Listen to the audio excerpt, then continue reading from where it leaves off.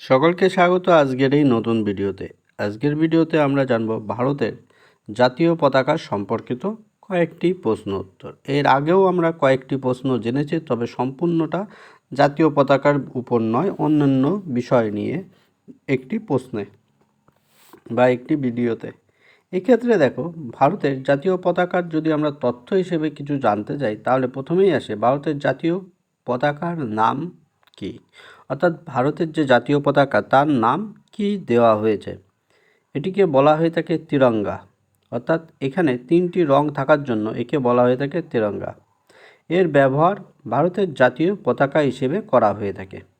এর রং বা কী কী রং ব্যবহার করা হয় পতাকাতে, সেক্ষেত্রে গেরুয়া, সাদা, সবুজ এবং গাঢ় নীল রঙের চক্র। এই ক্ষেত্রেই একটা বিতর্কের সৃষ্টি হয়, ভারতের জাতীয় পতাকায় কতগুলো রং আছে। অনেক ক্ষেত্রে তিনটি, চারটি, দুটো অপশানই দেওয়া হয়।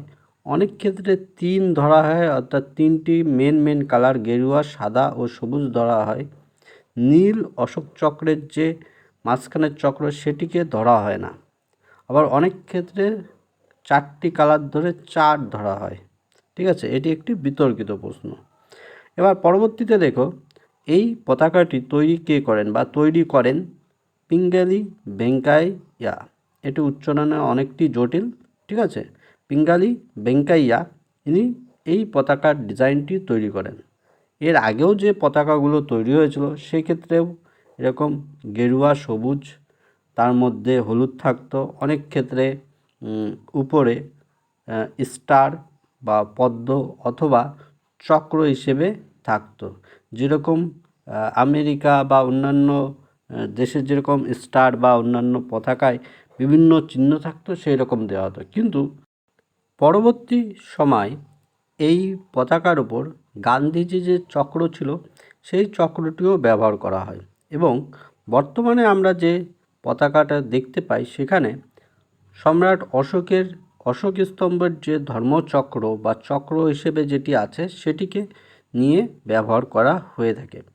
প্রথম দিকে বলা হতো এই যে চাকায় যতগুলো স্পক আছে সেটি হচ্ছে 24টি স্পক আছে 24টি রাজ্যের উপর ভিত্তি করে, তবে সেটি একেবারে সঠিক নয়।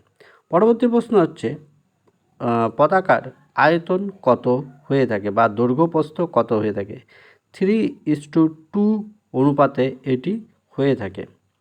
পরবর্তী প্রশ্ন, এই পতাকাটি অর্থাৎ এই 3 বর্ণ রঙের পতাকাটি ভারতের সংবিধান কর্তৃক গৃহীত হয় কত তারিখে বা কত সালে। 22শে জুলাই 1947 সালে এই পতাকাটি গৃহীত হয়ে থাকে। এরপর আছে দেখো, গেরুয়া কিসের প্রতীক? ত্যাগের প্রতীক, অর্থাৎ ত্যাগ শক্তি এখানে ধরা হবে।